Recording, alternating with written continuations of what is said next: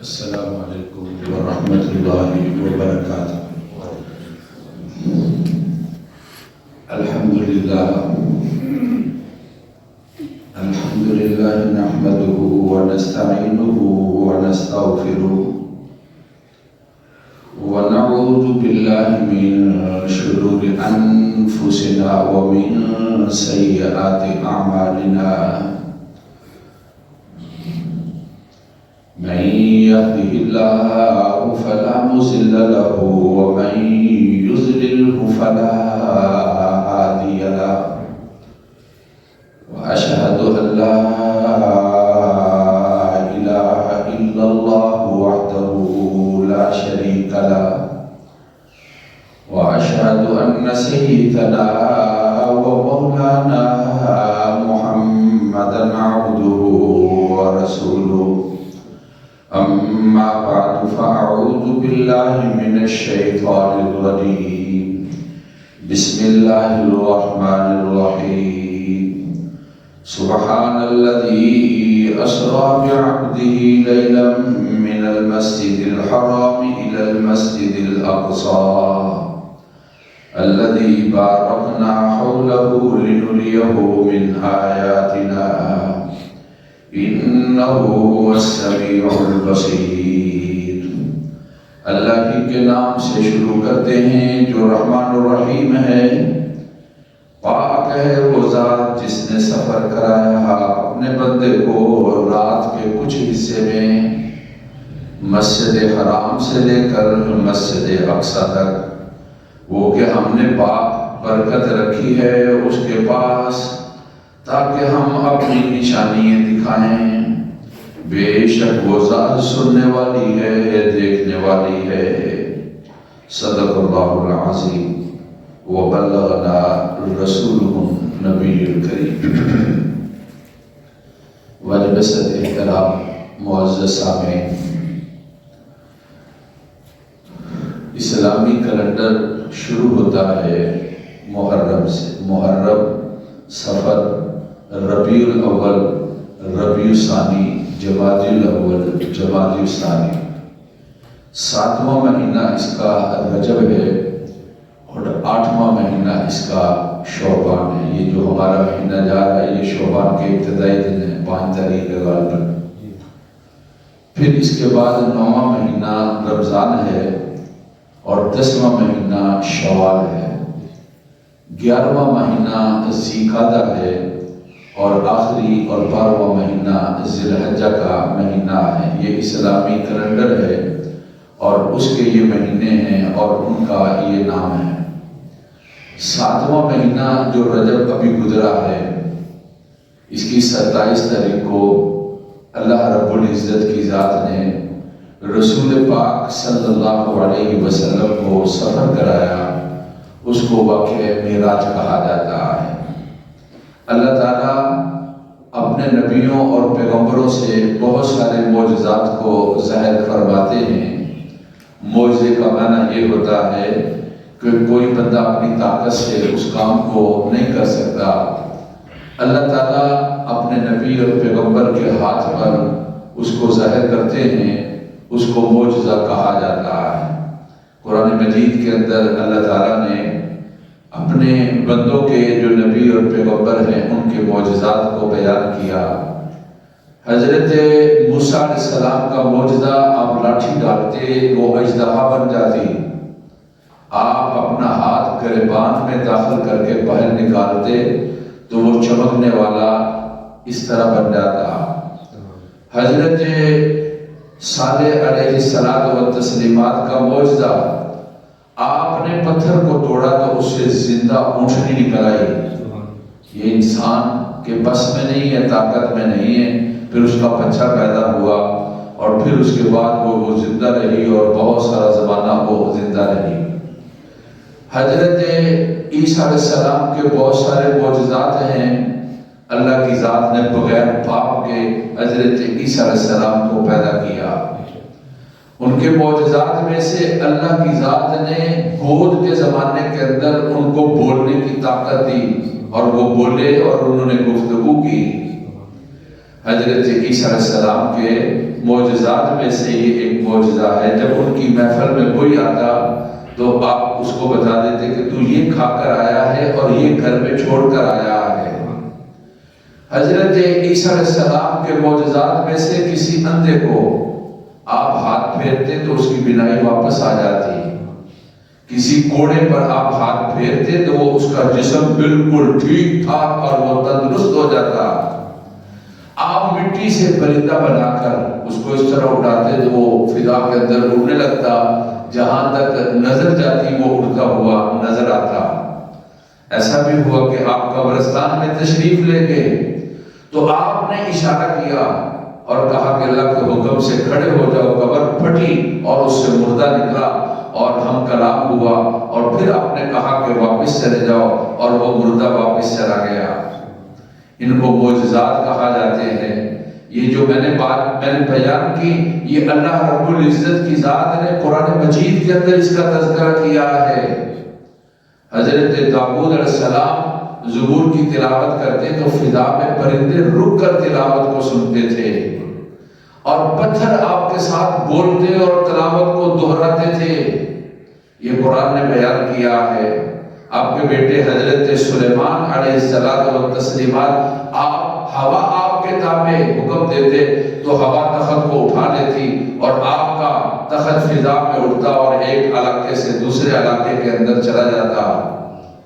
پرندوں کے ساتھ آپ کا گفتگو کرنا، ہدہد سے پوچھنا، مالی لا اری الہدہد، کیا ہوا مجھے ہدہد نظر نہیں آتا، پرندے سے آپ کی گفتگو، اور اس کا کہنا کہ میں ایک خبر لے کر آیا ہوں جو آپ کے پاس نہیں ہے۔ میں نے ایک عورت کو دیکھا کہ لوگ اس کو سجدہ کرتے ہیں اور وہ لوگوں کی بادشاہ اور حاکم ہے۔ یہ قرآن نے واقعہ بیان کیا ہے۔ چیونٹیوں کی گفتگو کا سننا حضرت سلیمان کا، یہ قرآن مجید کے اندر اللہ رب العزت کی ذات نے بیان کیا۔ بہت سارے معجزات ہیں، اور اللہ رب العزت کی ذات نے یہ انبیاء اور اللہ تعالیٰ کے پیارے کے معجزات، یہ سارے کے سارے معجزات کو رسول پاک صلی اللہ علیہ وسلم کی ذات اقدس کے اندر جمع کر دیا۔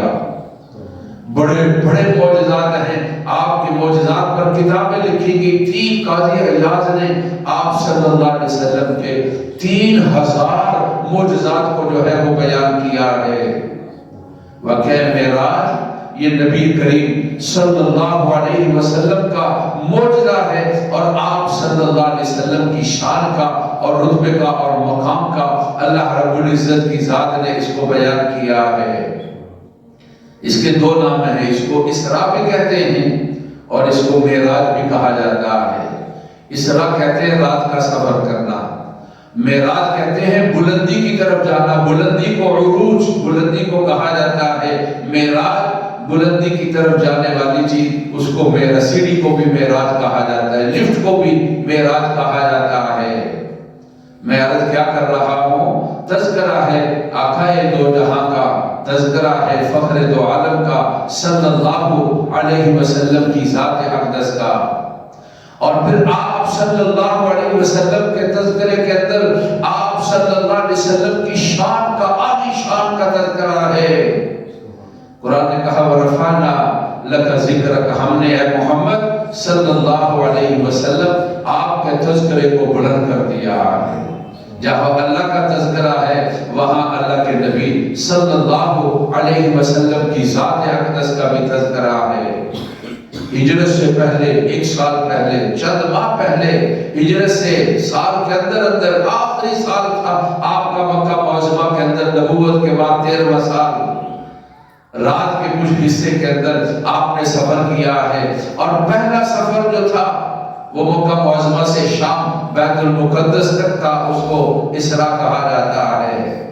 اور پھر اس کے بعد بیت المقدس سے سفر آسمانوں کی طرف شروع ہوا، اس سفر کو سفر معراج کہا جاتا ہے، اور کبھی یہ سارا سفر نامہ اس کو کہہ دیا جاتا ہے کہ معراج اور واقعہ معراج کہا جاتا ہے۔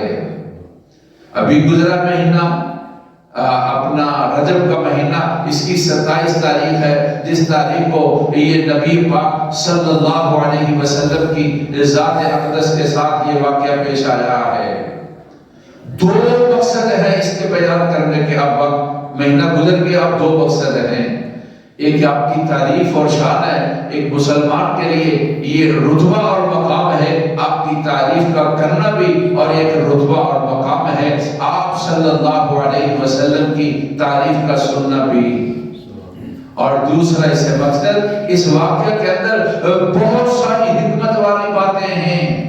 قرآن نے کہا اس واقعہ کا جو آگے نتیجہ نکالا ہے قرآن نے، تو کہا لِنُرِيَهُ مِنْ آیاتنا، ہم آپ کو اپنی قدرت کی نشانیاں دکھانا چاہتے تھے، اور رسول اللہ صلی اللہ علیہ وسلم نے ان کو دیکھا اور پھر اپنی امت کو بتایا، اور میرے اور آپ کے لیے اس کے اندر ان نشانیوں کے اندر بہت زیادہ عبرت والی باتیں ہیں۔ اور فی زمانہ خاص طور پر اس لیے ان دو چیزوں کی وجہ سے اس واقعہ کا کوئی تھوڑا سا تذکرہ میں آپ کے سامنے کرنا چاہ رہا ہوں۔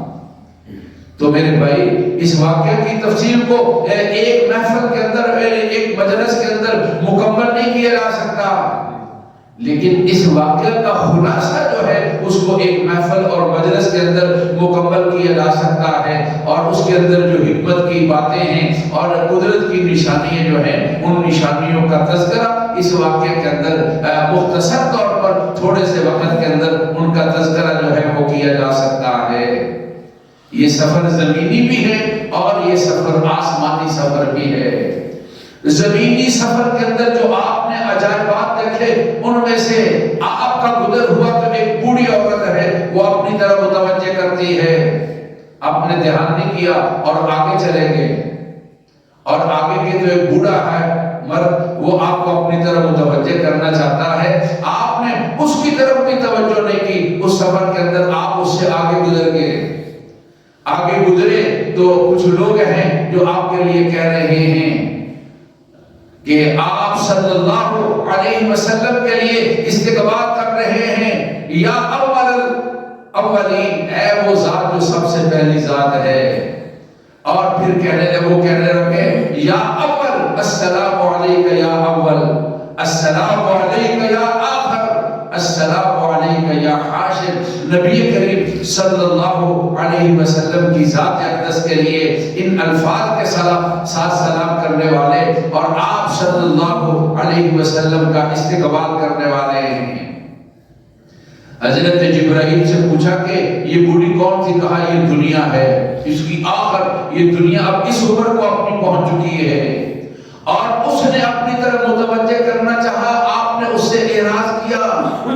وہ بوڑھا شیطان تھا جو اپنی طرف آپ کو متوجہ کرنا چاہتا تھا، آپ نے اعراض کیا۔ یہ حضرت آدم علیہ السلام تھے، اور ساتھ ان کے اور نبی تھے جنہوں نے آپ کو آپ کے القاب کے ساتھ جو ہے وہ آپ کو سلام کیا ہے، اور وہ آپ کو سلام کرنے والے تھے، اور آپ صلی اللہ علیہ وسلم نے ان کے سلام کا جواب بھی دیا ہے۔ یہ واقعہ معراج کوئی خواب نہیں ہے کہ آپ سوئے ہوئے تھے اور آپ کو خواب آئی اور اس خواب کے اندر آپ نے ایک سفر کیا ہے، نہیں، بیداری کے اندر آپ صلی اللہ علیہ وسلم جاگ رہے ہیں، بیداری کے عالم کے اندر، روح مع جسد آپ صلی اللہ علیہ وسلم کا یہ سفر ہے، اور آپ نے جو یہ سفر فرمایا ہے یہ اس لیے معجزہ ہے کہ آپ نے بیداری کے عالم کے اندر اپنے جسم کے ساتھ، روح مع جسد کے ساتھ آپ نے سفر کیا ہے۔ اس کو واقعہ معراج کہا جاتا ہے۔ ایک جگہ پر آپ کا گزر ہوا تو جبرائیل آپ کے ساتھ تھے جو مکہ سے آپ کو ساتھ لے کر آئے، کہا آپ یہاں اتریے اور 2 رکعت نماز پڑھیے، اور پھر کہا کہ یہ جس جگہ آپ نے نماز پڑھی ہے اس کا نام یثرب ہے، اور آپ مکہ سے ہجرت کر کے اس جگہ پر آنے والے ہیں، اس کا نام مدینہ ہے، آپ نے اس کا نام، لوگ اس کو یثرب کہتے ہیں، اور آپ نے اس کا نام مدینہ پاک رکھنا ہے، اور اس جگہ یہ آپ نے ہجرت کی کرنی ہے، اور یہ آپ کا دار الہجرت ہے جہاں آپ نے ہجرت کر کے پہنچنا ہے۔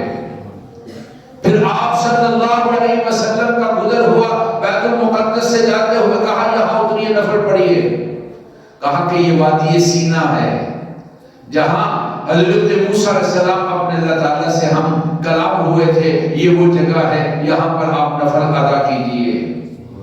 وہاں سے پھر آگے گزر ہوا تو پھر ایک جگہ پر کہا یہاں اتریے اور نماز پڑھیے، اس کا نام مدین ہے۔ یہ حضرت شعیب کی بستی ہے جس کو قرآن نے ارشاد فرمایا ہے وَإِلَى مَدْيَنَ أَخَاهُمْ شُعَيْبًا، یہ حضرت مدین کی طرف حضرت شعیب علیہ السلام و تسلیمات تشریف لائے، اللہ کے نبی اور پیغمبر، آپ یہاں اتریے اور نماز کو ادا کیجیے۔ پھر ایک جگہ پر آپ کو کہا گیا کہ یہاں نماز پڑھیے، اس جگہ کا نام بیت اللہ میں ہے، اور یہ حضرت عیسیٰ علیہ السلام کی جائے ولادت ہے جہاں پر آپ نفل ادا کر رہے ہیں۔ نبی پاک صلی اللہ علیہ وسلم نے اس سفر کے اندر اور بھی بہت سارے عجائبات کو دیکھا۔ بیت المقدس کے اندر آپ نے نماز کی امامت کرائی تو آپ آسمانوں کی طرف گئے، پہلے آسمان پر حضرت آدم سے ملاقات ہوئی، دوسرے آسمان پر حضرت عیسیٰ اور حضرت یحییٰ سے ملاقات ہوئی، تیسرے آسمان پر حضرت یوسف سے ملاقات ہوئی، چوتھے آسمان پر حضرت ادریس سے ملاقات ہوئی، پانچویں آسمان پر حضرت ہارون سے، اور چھٹے میں حضرت موسیٰ علیہ السلام سے ملاقات ہوئی، اور ساتویں اور آخری آسمان پر حضرت ابراہیم حضرت خلیل اللہ کے ساتھ آپ کی ملاقات ہوئی ہے۔ قرآن مجید نے یہ تذکرہ ذرا مختصر کر دیا، اور خود رسول پاک صلی اللہ علیہ وسلم نے اپنے ارشادات گرامی کے اندر اس تذکرے کو بڑی تفصیل کے ساتھ بیان کیا ہے۔ قرآن نے مختصر تذکرہ کرتے ہوئے یہ فرمایا کہ سبحان الذی اسری بعبدی لیلا من المسجد الحرام الی المسجد الاقصی، اسراء کہتے ہیں رات کو سفر کرنا، اور وہ ذات پاک ہے، یعنی اللہ رب العزت کی ذات پاک ہے، اس کا کوئی شریک نہیں، اس نے اپنے بندے کو رات کے کچھ حصے کے اندر سفر کرایا، اور کہا کہ وہ سفر کہاں سے تھا؟ مکہ سے شام کا سفر تھا، مسجد حرام سے لے کر مسجد اقصی تک کا سفر تھا، جو اللہ رب العزت کی ذات نے اپنے بندے یعنی محمد الرسول اللہ صلی اللہ علیہ وسلم کی ذات اقدس کو کرایا ہے۔ اور پھر یہ فرمایا کہ اس سفر کے اندر مقصد یہ تھا کہ لِنُرِيَهُ مِنْ آیاتنا، ہم آپ کے لیے اللہ تعالیٰ نے کہا اپنی قدرت کی نشانیوں کو دکھانا چاہتے تھے۔ رسول اللہ صلی اللہ علیہ وسلم نے جو اس سفر کے اندر اپنے نشانیاں دیکھی ہیں، اپنی امت کو ان نشانیوں کا تذکرہ کر دیا ہے۔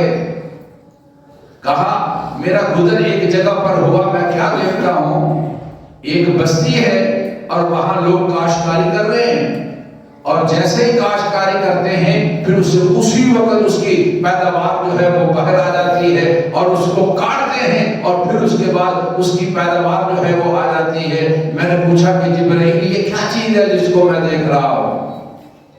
کہا کہ محمد صلی اللہ علیہ وسلم یہ آپ کو دکھایا جا رہا ہے ان لوگوں کے اعمال کا یہ نقشہ جو اللہ کے راستے کے اندر جہاد کرنے والے اور اللہ کے راستے کے اندر خرچ کرنے والے، ان کی مثال یہ ہے، ایک خرچ کرتے ہیں تو قرآن مجید نے ان کے بارے میں ارشاد فرمایا کہ اللہ تعالیٰ اس کے اندر 100 گنا اضافہ کم از کم فرماتے ہیں، وَاللَّهُ يُضَاعِفُ لِمَن يَشَاءُ، اور اللہ تعالیٰ جس کے لیے چاہتے ہیں اور اضافہ بھی فرما دیتے ہیں۔ پاک پیغمبر صلی اللہ علیہ وسلم کی ذات اقدس نے ارشاد فرمایا، کہا کہ ایک قوم سے میرا گزر ہوا، ان کے بڑے بڑے پیٹ ہیں، جس طرح گھر ہوتا ہے بڑا، اور اس طرح ان کے پیٹ ہیں شیشے کی مانند ان کا پیٹ ہے، پیٹ کے اندر بچھو اژدہا سارے بھاگتے ہوئے نظر آتے ہیں،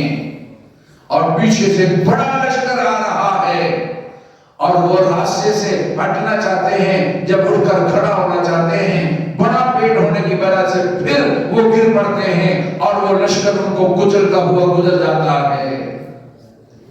پوچھا کہ جبرائیل یہ کیا دکھایا جا رہا ہے؟ کہا کہ یہ مثال ہے ان لوگوں کی جو سود کھانے والے ہیں۔ قرآن نے فرمایا کہ یتخبط الشیطان من المس، ان کی حالت اس طرح ہوتی ہے جس طرح کہ شیطان نے ان کو چھوڑ لیا. ان کا مقصد ہی صرف مال کا کھانا ہوتا ہے اور یہ نہیں کہ کس طرح سے مال آ رہا ہے. اس لیے اللہ تعالیٰ کا فرمان ہے کہ سود کو چھوڑ دو، وگرنہ سنو فَأْذَنُوا بِحَرْبٍ مِّنَ اللَّهِ وَرَسُولِهِ، تمہاری جنگ تمہاری اللہ کے ساتھ جنگ ہے، اور اگر تم نہیں چھوڑتے تو تمہاری جنگ اللہ کے رسول صلی اللہ علیہ وسلم کی ذات اقدس کے ساتھ ہے. آپ نے فرمایا کہ میں نے دیکھا اس سفر کے اندر ایک ندی ہے، اس کے اندر ایک آدمی ہے جو غوطے کھا رہا ہے. کنارے پر لوگ کھڑے ہیں کہ وہ ان کے پاس آتا ہے کہ وہ مجھے پکڑیں گے اور مجھے باہر نکالیں گے. جب وہ قریب آتا ہے اس کو پتھر مارتے ہیں اور اس کا سر کچلا جاتا ہے اور پھر وہ پانی کے اندر چلا جاتا ہے. کہا کہ جبرائیل یہ کیا دکھایا جا رہا ہے؟ کہا کہ یہ بے نمازی کو جو سزا ملنے والی ہے آخرت میں، یہ اس کا مشاہدہ کرایا جا رہا ہے. اس طرح اس کو کچلا جائے گا اور پھر اس کا سر جڑ جاتا ہے اور پھر اس کو کچلا جاتا ہے. جو نماز ادا نہیں کرتا ہے اس کا یہ حشر ہونے والا ہے. پھر فرمایا رسول اللہ صلی اللہ علیہ وسلم نے، میں نے دیکھا کہ ایک قوم ہے جن کے ناخن تانبے کے ناخن ہیں اور ان کے ساتھ اپنے چہروں سے گوشت کو نوچتے ہیں اور اپنے سینوں سے گوشت کو نوچتے ہیں اور کھا رہے ہیں. اور میں نے پوچھا کہ یا جبرائیل ما ہیا، یہ کیا چیز ہے؟ کہا یہ آپ کی امت کے ان لوگوں کو دکھایا جا رہا ہے جو غیبت کرتے ہیں، بس کچھ کسی کی برائی کو بیان کرتے ہیں. اور اس طرح کسی کی برائی کا بیان کرنا اور اس کی غیبت کرنا اپنے بھائی کا گوشت کھانا ہے. اس طرح یہ گوشت کو کھانے والے ہیں. میرے بھائی، واقعہ معراج میرے اور آپ کے لیے بہت ساری عبرت کی باتیں. آج ہم اس کو کھیل تماشا بنا لیا ہے کہ اب انتخابات کا سلسلہ ختم ہو گیا. اب جو ہمارے آپس کے اندر گروپ ہے جس کے اندر صبح اٹھ کر ہم دعائیں دیتے ہیں اور پھر اس کے بعد فارغ ہوتے ہیں تو پھر گالی گلوچ کا اور اس کے بعد بددعاؤں کا سلسلہ اور اس کے بعد غیبت اور چغلی کا سلسلہ شروع کر دیا جاتا ہے. قرآن مجید کے اندر اللہ رب العزت کا فرمان ہے جو آدمی کسی کی غیبت کرنے والا ہے وہ مردہ اپنے بھائی کا گوشت کھانے والا ہے. میرے بھائی، اپنی نیکیوں کی حفاظت کرو اور اپنے آپ کو گناہ والی زندگی سے بچاؤ. قرآن مجید کے اندر اللہ تعالیٰ کا فرمان ہے، یہ واقعہ معراج لنریہ من آیاتنا، یہ اس لیے پیش آیا ہم آپ کو اپنی نشانیاں دکھانا چاہتے تھے اور آپ نے پھر امت کو بتا دیا. اب امت کے لیے یہ سبق ہے کہ وہ اپنے آپ کو بے نمازی ہونے سے بچائے، سودی کاروبار سے بچائے، اپنے آپ کو غیبت سے بچائے، اور اسی طریقے کے ساتھ جو چیزیں جن سے اللہ رب العزت کی ذات ناراض ہوتی ہے اپنے آپ کو ان چیزوں سے بچائے. اللہ اس مقدس ہستی پر اپنے کروڑہ رحمت نازل فرمائے اور ان کے اس تذکرے کی برکت سے اللہ ہمارے حالات کو ٹھیک کر دے، ہمارے اخلاق کو ٹھیک کر دے، ہمارے آنے والے دنوں کو بہتر کر دے اور ہماری پریشانیوں کو دور فرما دے. ہم ایک کے بعد ایک دوسری پریشانی کے اندر مبتلا ہیں اور اس کی بڑی وجہ اپنے اللہ کے ساتھ ناراضگی ہے.